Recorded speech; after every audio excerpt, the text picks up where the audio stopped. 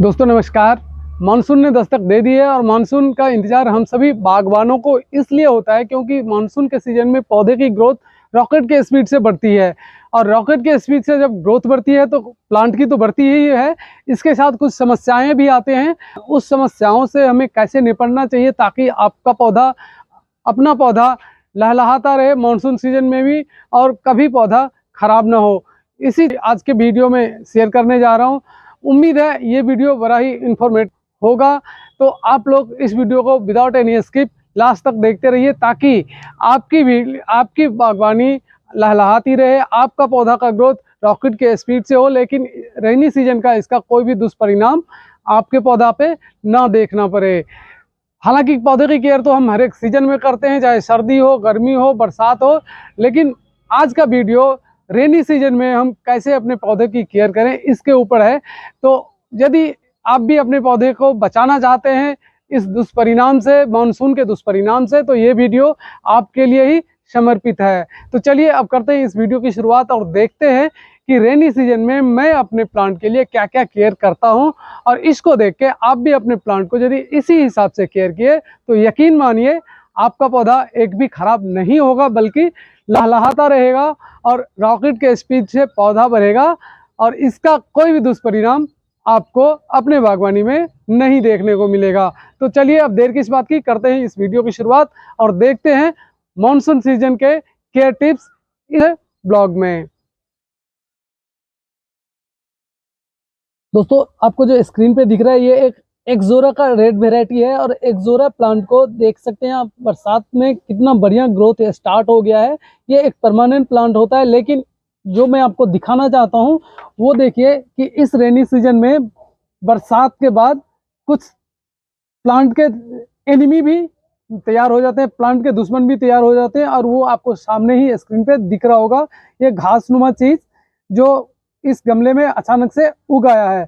मेरा सुबह का शिफ्ट चल रहा था और सुबह का शिफ्ट में मैं अपने प्लांट्स को ज़्यादा केयर नहीं कर पाता हूँ। शूट करते करते मैं वापस आता हूँ तब तक लगभग 5 बज जाता है, और मैं अपने प्लांट की केयर उतना नहीं कर पाता हूँ जितना हमें करना चाहिए। इसी की वजह से ये सब घास इसमें निकले हुए हैं। अब मैं देखिए इस सभी घास को यहाँ से निकाल के बाहर फेंकूंगा, क्योंकि ये खाल बगैर किसी बात के उगे हुए हैं, इनका कोई बेनिफिट नहीं है बल्कि नुकसान है। ये सारे ही पौधे के न्यूट्रिशन जो है देते रहते हैं और पौधे की ग्रोथ को रोक देते हैं। इसलिए इस तरह की घास जब भी आपके गमले में दिखे आप उसको जरूर निकाल के हटा दीजिए, नहीं तो आपके मिट्टी को ये कमजोर कर देगा और जो न्यूट्रिशन पौधा को मिलना चाहिए वो ये ले लेगा।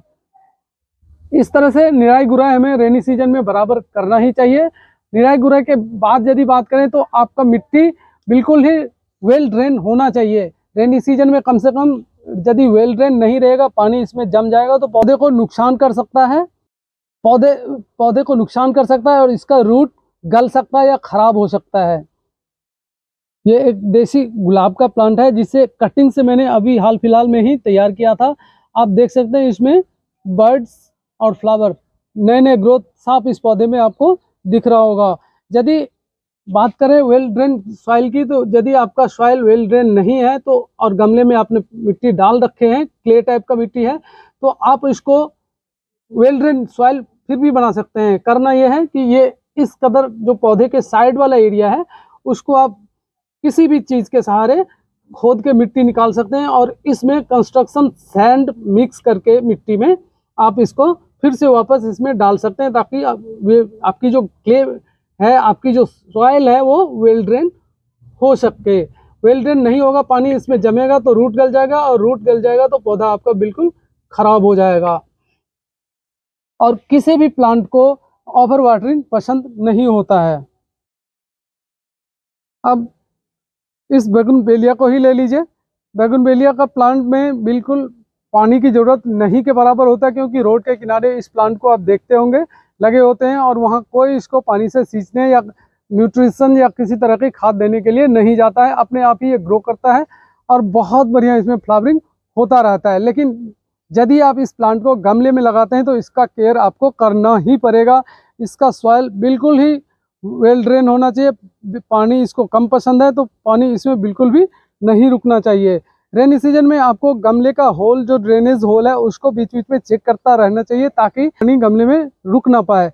रुकने से, पानी ऊपर रुकने से कई तरह के कीड़े मकोड़े उस पानी पे आ जाते हैं और उससे पौधा खराब हो सकता है। आपके रूट बॉल, आपके प्लांट का रूट गल सकता है और पौधा आपका खराब हो सकता है। फ्लेनल का फूल है जो मैंने छोटे गमले में लगाया है, लेकिन रेनी सीजन में देखिए इसमें भी कितना बढ़िया ग्रोथ हो गया है। ये मेरे पास रेन लिली का प्लांट है दोस्तों। रेन लिली नाम है तो बरसात में ही खिलता है और ये वाइट वेराइटी है, जबकि रेन लिली का एक और वेराइटी मेरे पास है जो पिंक कलर में आता है।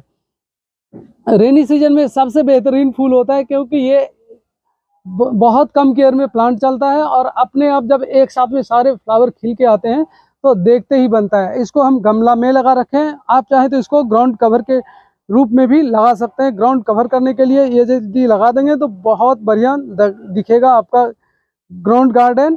कम केयर में ही चलता है, ये बहुत कम केयर में ही पौधा बढ़िया रिजल्ट देता है। ये जितने भी पौधे हैं बल्ब से तैयार होते हैं, बल्ब टाइप का पौधा है, तो इसको पानी बिल्कुल भी नहीं, ओवर वाटरिंग बिल्कुल ही नहीं करना चाहिए। ओवर वाटरिंग होगा तो ये पौधा भी आपका खराब हो सकता है।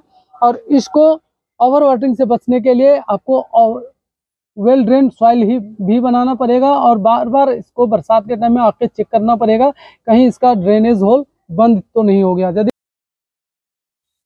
ये कोचिया का प्लांट है, इसमें फ्लावर तो नहीं आता लेकिन ये पौधा ग्रीनरी से भरपूर होता है। पूरे ही गर्मी इस पौधे में बाहर लाकर रख देता है, पूरे बागवानी में इतना बढ़िया ग्रीनरी से ये भर देता है। कुल 10 रुपये का ये पौधा आपको नर्सरी में मिल जाएगा और ये 10 रुपये का पौधा कम से कम 3 से 4 महीना आपके बागवानी में ग्रीनरी से भर के रखा रहेगा। अब ये प्लांट देख लीजिए, इसमें बर्ड्स कितने सारे आए हुए हैं। ये सारे ही बर्ड्स अभी रेनी सीजन में आया है और इसी सीजन में खिलेगा।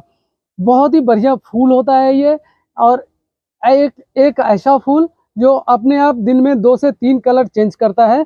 यदि इस टाइप का फ्लावर आपको चाहिए तो स्थल कमल को आप जरूर अपने बागवानी में ऐड करें। अलमंडा का एक वैरायटी है और अलमंडा का वैरायटी है तो ओवर वाटरिंग से इसको भी बचाना है। ओवर वाटरिंग के दुष्परिणाम ये भी हो सकता है कि पत्ते सारे पीले पड़ सकते हैं और पीले पत्ते उपड़ने के बाद धीरे धीरे ये पौधा खराब हो जाए। तो ओवर वाटरिंग बहुत ही खतरनाक होता है किसी भी प्लांट के लिए, चाहे कोई भी सीजन हो। पौधे ज़्यादातर ओवर वाटरिंग से ही खराब होता है। 80% पौधा जो खराब होता है वो ओवर वाटरिंग से होता है। बरसात के सीजन में ओवर वाटरिंग से भी बचाना होता है। और एक जो केयर टिप्स और है वो है दोस्तों कि जब बरसात होता है तो बरसात के साथ हवा भी चलता है और बरसात के पानी से पौधे का रूट जो है, तना जो है, वो ढीला पड़ जाता है, कमज़ोर सा हो जाता है और हवा के कारण पौधा उखड़ सकता है, पौधा आपका खराब हो सकता है। तो उसको सपोर्ट देने के लिए किसी भी तरह की लकड़ी का इस्तेमाल जरूर करें, जैसे कि मैंने इसमें लकड़ी से इसको सपोर्ट दे रखा है ताकि रेनी सीजन में चल रहे आंधी या तूफान से भी हमारा पौधा उखड़े ना, खराब ना हो। ये प्लांट आप देख लीजिए, ये गंधराज का है जिसमें जो खुशबू के लिए मेनली जाना जाता है और जहाँ भी ये पौधा लगा देंगे उसके आसपास को खुशबू से भर के रखता है। एक और एक्सोरा का प्लांट है जो पिंक कलर का फूल इसमें आता है, हल्का रेड कलर का फूल आता है और ये भी देखिए बरसात के पानी के बाद कितना सुंदर ग्रोथ करने लग गया है। ये गुड़हल के फ्लावर है दोस्तों और गुड़हल के डबल पेटल्स का प्लांट है। गुड़हल के कई सारे वेराइटी मेरे पास अवेलेबल है, जिसमें से ये एक देख लीजिए, ये जिसको बांग्ला में घंटो जावा कहते हैं और गुड़हल का ही एक देसी वेराइटी है, ये डबल पेटल्स में है। एक और गुड़हल मेरे पास डिफरेंट कलर में है, वो मैं दिखाता हूँ आपको। ये देख लीजिए, ये भी डिफरेंट कलर में है और ये सारे ही गुड़हल को मैंने कटिंग से तैयार किया हुआ है, ना कि कहीं से पौधा खरीद के लाया है। तो गुड़हल एक ऐसा प्लांट है जो कटिंग से आसानी से तैयार हो जाता है और इस सीजन की यदि बात करें तो ये बेस्ट सीजन है पौधे को कटिंग से ग्रो करने के लिए। इस सीजन में आप ज़्यादा से ज़्यादा जो प्लांट आपके पास नहीं है या जिसको आप एक से ज़्यादा बनाना चाहते हैं उसकी कटिंग लगाएं और उससे पौधा तैयार करें। बातें ऐसी थी जिसको हमें रेनी सीजन में ध्यान रखना पड़ेगा, जिससे अपना पौधा कभी खराब नहीं होगा। सबसे पहले आपको सॉइल मिक्सर ऐसा बनाना पड़ेगा जिससे पानी बिल्कुल भी गमले के अंदर ना रुके। यदि ज़मीन में आप पौधे लगा रखे हैं, ग्राउंड गार्डनिंग कर रखे हैं, तो वहाँ पे और वाटरिंग का कोई ज़्यादा इफेक्ट नहीं पड़ता है, सोख लेता है, इसलिए वहाँ पे तो नहीं पड़ता है असर इसका। लेकिन गमले में यदि आप गार्डनिंग करते हैं तो आपको इस बात का खास ध्यान रखना पड़ेगा कि गमले में रेनी सीजन का वाटर ज़्यादा जमा ना हो, उससे पौधे का रूट गलने का चांस होता है, पौधा आपका ख़राब हो सकता है। रेनी सीजन में अपने मैक्सिमम प्लांट को आप चाहें तो शेड एरिया में शिफ्ट कर सकते हैं। हमें मौसम के हिसाब से पौधे को, गमले को में या छांव में शिफ्ट करना ही होता है। रेनी सीजन में आप कोशिश करें कि ज़्यादा से ज़्यादा प्लांट को डायरेक्ट आसमान के नीचे ना रख के शेड एरिया में रखें। यदि शेड एरिया नहीं अपने पास अवेलेबल है तो उस केस में आप ग्रीन नेट लगा सकते हैं। ग्रीन नेट में पानी छन छन के आता है, धूप छन के आता है, तो इसलिए पौधा बिल्कुल ख़राब नहीं होता है। रेनी सीजन में इन 3-4 बातों का यदि आपने ध्यान रख लिए तो आपका पौधा उम्मीद है ख़राब नहीं होगा, बल्कि लहलहाता रहेगा, सालों साल चलता रहेगा। पहला सॉइल मीडिया मैंने बताया आपको, सॉइल मीडिया आपको ऐसा बनाना है ताकि पानी बिल्कुल भी गमले के अंदर ना रुके। पानी बरसात होते ही पानी ड्रेनेज होल से बाहर निकल जाए मिट्टी को भिगो के, वो पौधा कभी ख़राब नहीं होगा। दूसरा, यदि आपके पास शेड एरिया अवेलेबल है तो अपने प्लांट को आप शेड एरिया में ही रेनी सीजन में रखें। तीसरा, यदि आप कर सकते हैं तो रेन वाटर हार्वेस्ट करें, क्योंकि रेन वाटर में न्यूट्रिशन पौधे की ग्रोथ के लिए काफ़ी होता है। देखिए, रेन वाटर को हार्वेस्ट कर रखा, मैं इसको हमेशा ही रेनी सीजन में बाहर छोड़ देता हूं ताकि बरसात की पानी इसमें स्टोर हो सके, और इसको मैं जब भी पौधे को ज़रूरत होता है यही पानी देता हूँ, और ये पानी पौधे की ग्रोथ को कई गुना बढ़ाता रहता है। तो आप भी इस हिसाब से रेन वाटर हार्वेस्ट कर सकते हैं और इसका यूटिलाइजेशन आप अपने बागवानी में कर सकते हैं। दोस्तों, निराई गुड़ाई हर एक प्लांट के लिए बेहतर होता है, तो बीच बीच में निराई गुड़ाई भी करते रहिए। इसमें रिपोर्टिंग की यदि बात करें तो रेनी सीजन में रिपोर्टिंग ना ही करना बेहतर है। रिपोर्टिंग के लिए रेनी सीजन के बाद का सीजन जो है वो बेस्ट होता है, यानी कि हल्की जब सर्दी आने लग जाए उस टाइम में किसी भी पौधे को आप रिपोर्ट कर सकते हैं। रिपोर्ट हर एक साल में कम से कम एक बार तो करना ही चाहिए, जिससे पौधे नए ग्रोथ ले सकें। तो इसी ओवरव्यू के साथ दोस्तों इस ब्लॉग को अब यही ख़त्म करते हैं। मिलते हैं आपसे फिर किसी और लोकेशन में, किसी और टॉपिक के साथ। तब तक के लिए मुझे दीजिए विदा।